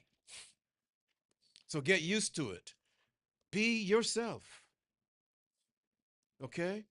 Unless you, well, I'm not even going to go there with it. I'm just going to tell you that that is part and parcel of the philosophy and the effort of the Decepticons, the fallen Hellboys. That's what they do because they don't want you serving the God of Abraham, Isaac, and Jacob. They want you to serve Lucy. So they have to twist your mind and get you away from the truth. And that's what I said at the beginning, that the wealth and the power that's generated today is based on lies and vanity, and ignorance, violence, hatred, you name it. Nothing has to do with the God of Abraham, Isaac, and Jacob. And I would challenge anyone to prove me wrong on that. Anyone. Because when you look at the United States, the New Egypt, you're looking at a powerful nation. You're also looking at a wealthy nation, but their wealth and power is based on slave based economics. Had it not been for the enslavement of our foreparents, they would not be in that position. So, what are they complaining about, for example? And not only them, I remember when China probably owned about 20% of American debt. That was smart, a smart investment. Now, President Xi's, they're making their own Rolls Royces in China, and so on, right? All the European nations have benefited from our enslavement. The African nations have benefited from our enslavement as well, because they're the ones that sold us to begin with, but they only got 50 cents for five of us. And then, of course, the Christians brought us over, and the and these were Africans that were Muslims, by the way, and they sold us. And then the whole deal, most of the slave ships were owned by Khazars. So Judaism financed the deal. So my point is, when I say that we have contributed more to than all the other nations combined, it is not only that we've told them about the God of Abraham, Isaac, and Jacob, who created the heavens and the earth, we have built their economy. Because you had that situation where the slaves came over, we provided all the labor, then they picked the cotton and tobacco, sent it to the UK and other places in Europe. They made clothing or cloth, and then they ship it back to the United States and other places, right? And then other people in other places were able to invest in the economy, the banks, and so on and so forth. I'm not here to criticize them. I'm here to explain what transpired and to give our ancestors the credit for doing that work. Now, I will tell you that it is part of our punishment, but it is not the beginning of our history or culture. We've got 4,000 years before that almost. We have to look back at that and see what transpired and how we can benefit from and rise up again and be strong and do what we're supposed to do, what we were chosen to do. But here's another wisdom of the God of Abraham, Isaac, and Jacob that I love tremendously. I can't get enough of this. Do you know that we are the only people, we alone have access to the Jubilee system? Have you ever heard of it? The Jubilee system. You haven't? Okay, we'll look at it now. Stay in the book of Leviticus, read Leviticus 25. I'm going to read from 8 to 13, but you can read as much more when you get a chance. The Jubilee system. Now let's go. And thou, here again, this is the God of Israel speaking to Moses, and thou shalt number 7 Sabbaths of years unto thee, 7 times 7. And the space of the 7 Sabbaths of years shall be unto thee 49 years. So 7 sevens, 49, right? Then thou shalt cause the trumpet of the Jubilee to sound on the 10th day of the 7th month. In the day of atonement shall you make trumpet sounds throughout all your land. And ye shall hallow the 50th year.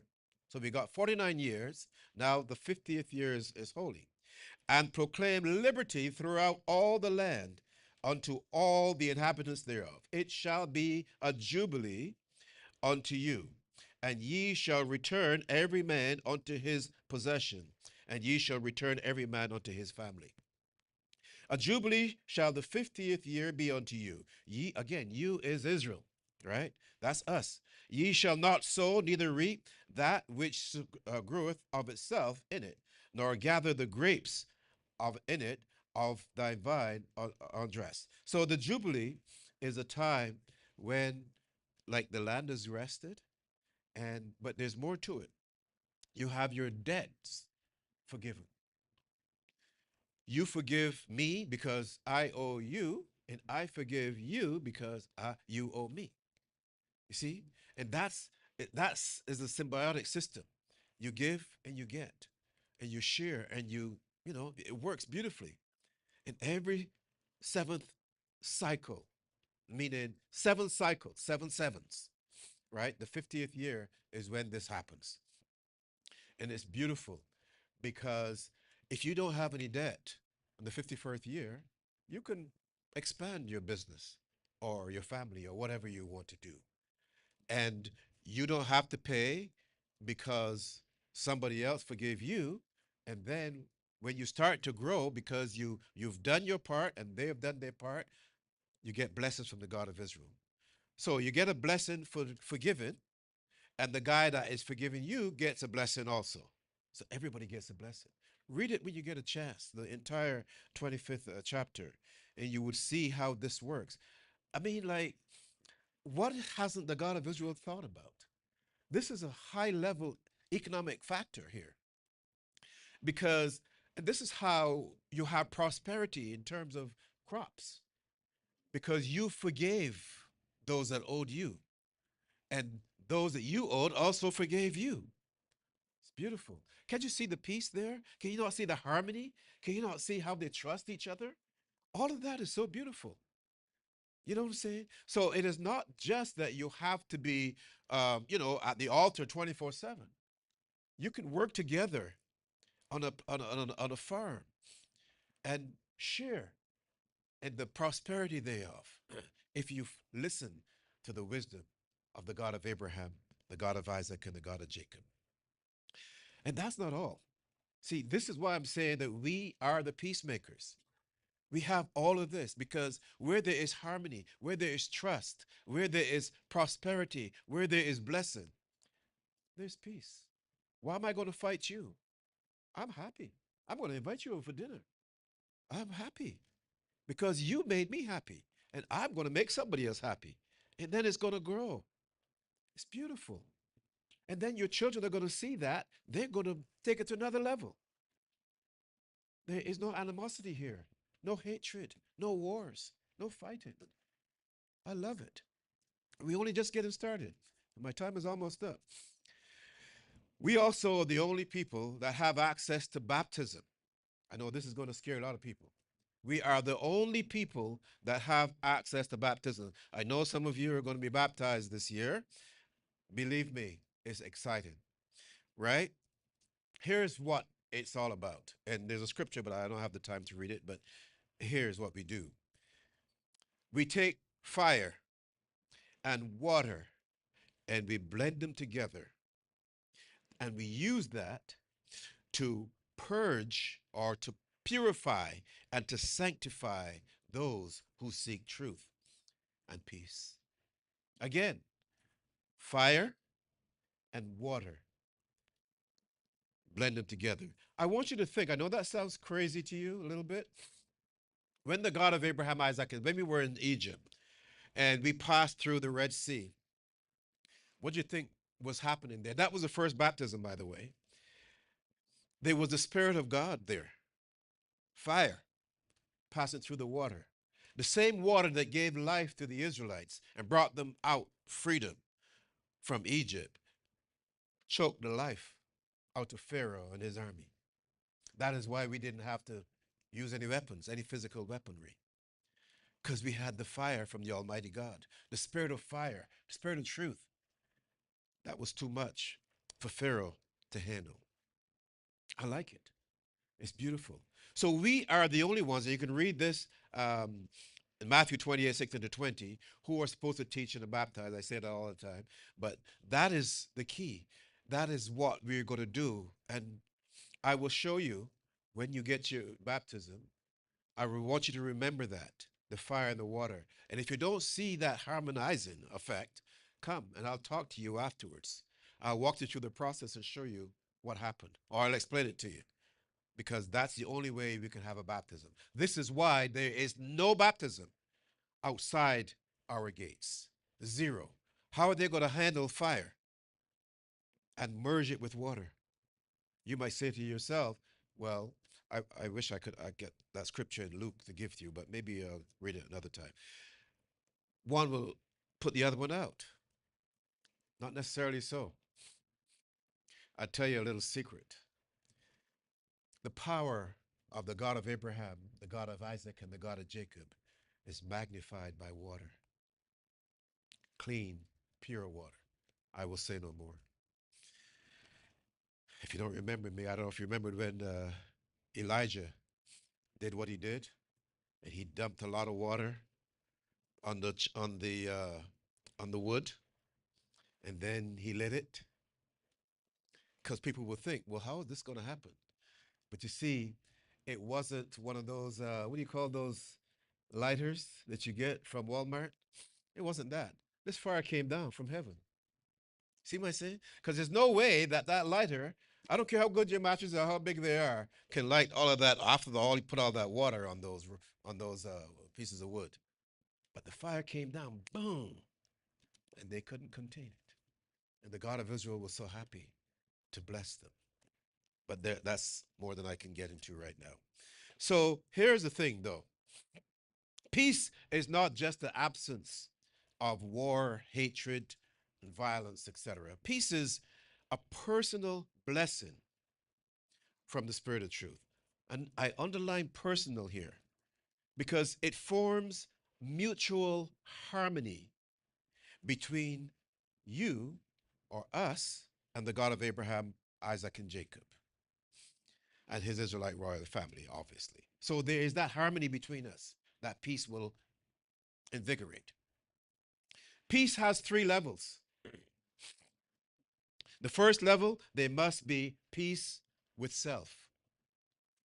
If you are miserable, stay home. Stay in your room, lock the door. If you have peace with self, then you can go to the next level. Your next level is peace with brethren. In this family, we work together. We bring our talent, we merge it, and we become one man. I've told you many, many times, 12 tribes plus one, the God of Abraham, Isaac, and Jacob, equals to one. Well, sometimes it's equal to two. 12 plus one is two or one. Because at the end of the day, the spirit that's on those 12 came from the God of Israel. You get it? 12 plus 1 is 2 at best. Well, 2, but generally 1 is the ideal situation. The same spirit from above merging with the 12 tribes. Anyway, that's a whole nother side. So you have to be peaceful on your own, right? That's self. Then you have to be peaceful with your brethren, right? That's the family structure. And then you have opened up the gates where you can be peaceful with the God of Abraham, Isaac, and Jacob. You see it? Because you cannot say, I love the God of Israel, who you can't see or touch, and you hate me because you don't like the way I comb my hair. You see? Or I can't criticize Danielle because she has beautiful eyelashes and then say, I love God. You know, I got to show her that her beauty is respected. But the point is this: we must achieve the first level in order to get to the second level, which will bring us to the third. So it all starts with us individually. Self, then family, brethren, and then the God of Abraham, Isaac, and Jacob. So if you see anyone walking around miserably and you want to talk to them and find out what's going on, see if you could help them, because they have to know they can't bring that misery in here and say they're going to be talking to God. It doesn't work like that. So we have to help them in that respect. So we must make peace with self first. Peace then is a big part, or it plays a big role in the armor of God. And I have this written down here. It's Ephesians 6. I'll read from 14 to 16. This is our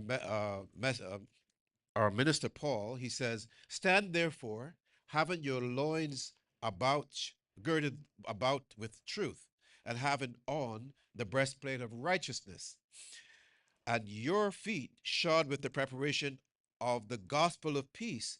Above all, taking the shield of faith, wherewith ye shall be able to quench the fiery darts of the wicked. Now, anyone reading that would probably not understand anything that is saying, unless you're part of this family. So let's read it again. This is the armor of God. So how are you going to prepare to defend yourself? Stand therefore, having your loins girt about with truth. Truth is the word of God. Okay? And having on the breastplate of righteousness, which is the royal law now is written within your heart. That's circumcision, the next level.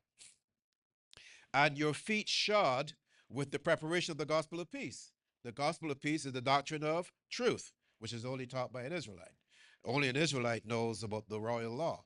So that's where the breastplate comes in. And guess who wears the breastplate? The high priest in Israel.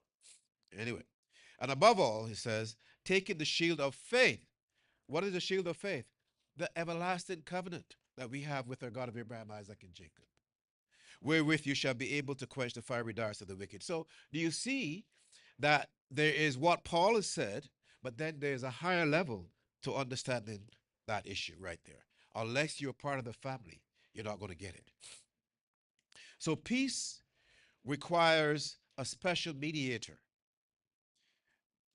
That's usually that mediator is could be the Christ, or it could be the peace offering that you're going to make, whatever it is.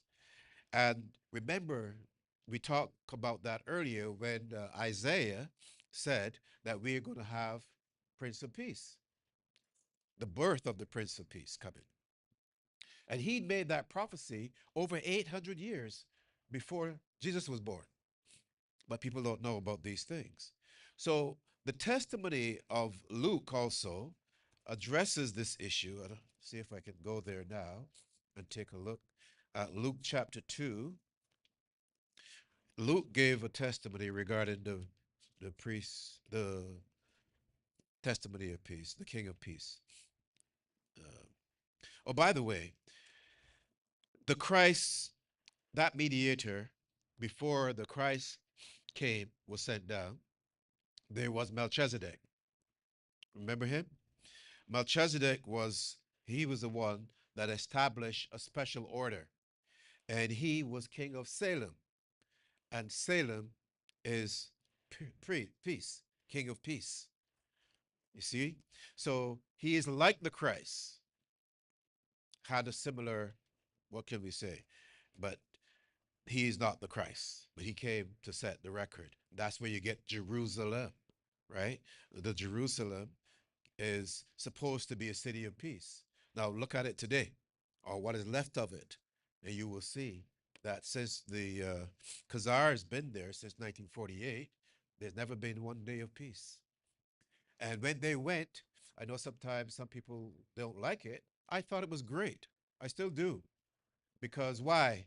In the book of Exodus, Moses said, sorry, not Exodus, Deuteronomy 28:68, that we will never see that land again.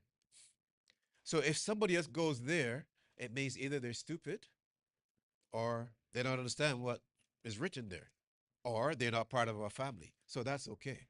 Let them deal with it. I'm happy that they're there. And you see, again, it's the wisdom of the God of Israel because he knew what was coming. And he says, don't you go back there. But somebody else, they don't serve him. They serve a different God, so they're allowed to do what they want to do. And we're not here to criticize them. We're just here to explain the issue. And if they want more, they're welcome to come and we will teach them further. This is what it's all about. So, yes, I don't have time to read about what I wanted to about Melchizedek, but let's go quickly. Hold that other scripture and let's go to Hebrews and see if we can get Hebrews chapter 7 and see if we can read something there quickly. Run down, I have about 5 minutes left. from 7, I read 1 to 3. He says, "For this Melchizedek, king of Salem, priest of the Most High God, who met Abraham, returning from the slaughter of the kings, and blessed him, to whom also Abraham gave a tenth part of all, first being by interpretation king of righteousness, and after that also king of Salem, which is king of peace, without father, without mother, without descent, having neither the beginning of days nor the end of life, but made like unto the Son of God." See, I told you that earlier. That's what I said. He's like the Christ, you see, abideth and priests continually. So that's a fascinating part of the wisdom there, the structure of the God of Abraham, Isaac, and Jacob, because that Melchizedek was set at the beginning, early, to sort things out when Abraham was doing what he did. And you can also read Isaiah 53, and you will see a little bit more on the Prince of Peace and how he would make the sacrifice for us. But we don't have time to do that right now. So this testimony of Luke, which I was going to read in chapter 2, if I can go there, it says, verse 6, "And so it was that while they were there, the days were accomplished that they should be." Okay, so basically, this is Joseph and Mary. And while they were going to pay their taxes, right, which is usually in the fall when the Romans collected their taxes, Mary gave birth and Jesus was born.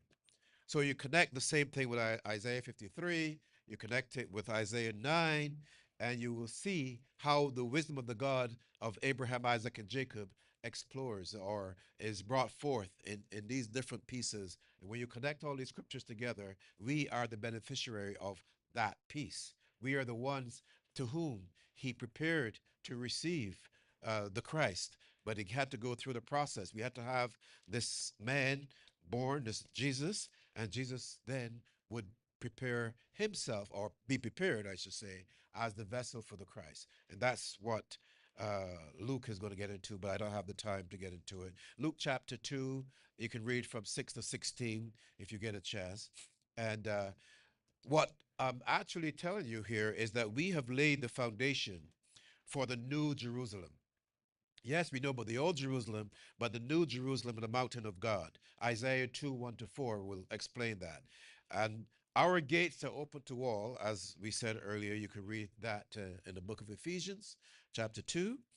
And as I said before, we're able to take that fire and water and purify, use that to purify and to help the sanctification process of any person that seeks the truth. And that process is called baptism. Once you've entered in on the straight and narrow path, we are there for you to help you. So the gift of peace then is, I would say, one of the greatest achievements, or prizes, I should say, because sometimes you have to put yourself in a place to achieve it. But one of the greatest prizes that you can receive. There's nothing like a fantastic gift from your father or from any of your parents, for that matter. And as long as we follow the path that he has chosen for us and do exactly what we are supposed to do, there is no end to our success as far as he is concerned. As a matter of fact, I've said it before, I'll say it again. We cannot die. We may sleep, but we will get up and do what we have to do when the time is appointed. So I wish I could go through a lot more, but my time is up, so I have to run. But thank you for listening, and thank you. If you have any questions, of course, we can address those later. Have a good day. Peace.